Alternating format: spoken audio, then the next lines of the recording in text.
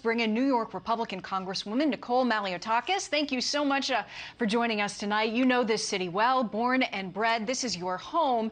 And we're seeing New York struggle a lot right now on multiple fronts, from crime to COVID. But I want to start with COVID. Just listening to Lauren's report, we're hearing, very sadly, a lot about Broadway shutdowns, the Rockettes now, but also there's been this soaring hospitalization rate and a monstrous hit to the economy with restaurants, choosing to close their doors. Your thoughts on what leadership could be doing now in New York to make things better as we head into the holidays, as people are gathering? Look, they've tried everything from restrictions to mandates, and they continue to push more vaccine mandates and mask mandates. I think it's time for the administration to now turn to therapeutics and treatment. I think it's clear that COVID is here to stay. And vaccination, which I am vaccinated, and certainly reduces the level, the severity of the symptoms, I think that we need to now put that same focus and attention on therapeutics, like the monoclonal antibodies, like ensuring that the FDA rapidly approves the treatments that are pending. I think that that's where we need to go at this moment, and that's what I brought up at a COVID subcommittee meeting earlier. I'm very concerned about the president and the mayor's mandates on vaccine on businesses. I think that you see here in New York City, we have a very slow recovery in terms of the economy compared to the rest of the nation. And I'm concerned it's only going to further that. As a matter of fact, we had a roundtable with industry leaders in Washington 2 weeks ago, and they said it's only going to further impact our ports, the supply chain. And here in New York, where Governor Hochul fired healthcare workers, that may come back to bite her now that you're seeing a climb in these rates. And so we need to have healthcare workers. And some hospitals across the state are having a shortage. Well, you brought up kind of what I wanted to talk about as well. The Biden administration's vaccine mandate for large companies reinstated on Friday via a federal appeals court decision, ending the stay by a separate court. And now it looks like things may be headed to the Supreme Court. Now, there are those that argue that the mandate is unconstitutional. Where do you stand on the mandate, and what do you want to see happen going forward? Well, I agree that I believe it is unconstitutional. I believe that government should be encouraging the vaccination, but not mandating it and threatening to take away people's livelihoods. Think about how extreme that is, to fire someone, take away their job, and particularly at a time right now where businesses all across the country are finding it difficult to find employees and retain them. We know what's happening at our ports, the supply chain. We need people to manufacture in this country.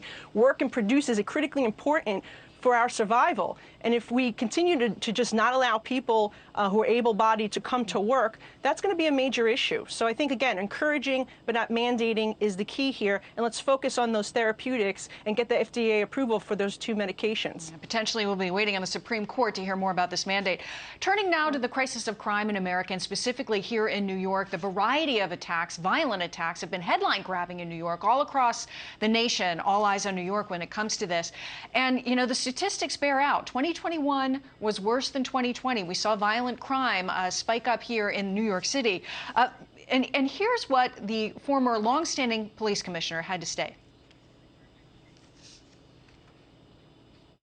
New York is at a very critical point. Are we going to get a handle on crime, or is it going to continue to be up and to cause people to leave the city? And I think this new police commissioner is saying the right things. Hopefully the department will get behind her and focus on violence, focus on guns, take care of some of those quality of life issues that really concern people in New York.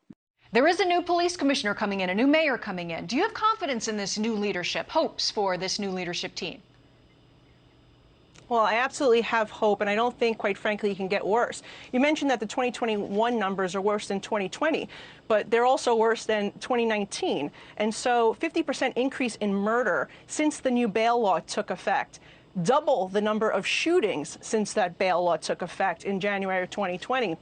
That is what needs to be repealed. We need the Governor Hochul and the Democratic-controlled legislature to take action here. We also need the new mayor to reinstate the NYPD plainclothes unit, which was responsible for getting gangs and drugs and guns off our streets. And we need to make sure that we reinstate the funding that the city council cut. It was 1/6 of the NYPD budget. And also let the police do their jobs. Unless the commissioner and the mayor allow them to do their jobs, they're going to have problems. They've seen record number of retirements. We've lost very good seasoned, hundreds of seasoned detectives, and stripping the qualified immunity, which is what they want to do now at the federal level, and we've been able to successfully stop them, has only had disastrous effect and discouraging people from wanting to join the force. So I think all those things need to be addressed by the new incoming mayor, and I'm hopeful that he will get to it day one. What about the new incoming police commissioner, Keechant Sewell, the first woman ever to helm the nation's largest police force? She has talked about this at length, that you need to get a handle on the violence in the city. Your thoughts on her incoming leadership? Well, I think time will tell. Look, I don't care if you're a man or a woman. I want the best person for the job. We have to give her some time to allow her to prove herself to be that person. She oversaw a relatively small group of detectives in Long Island.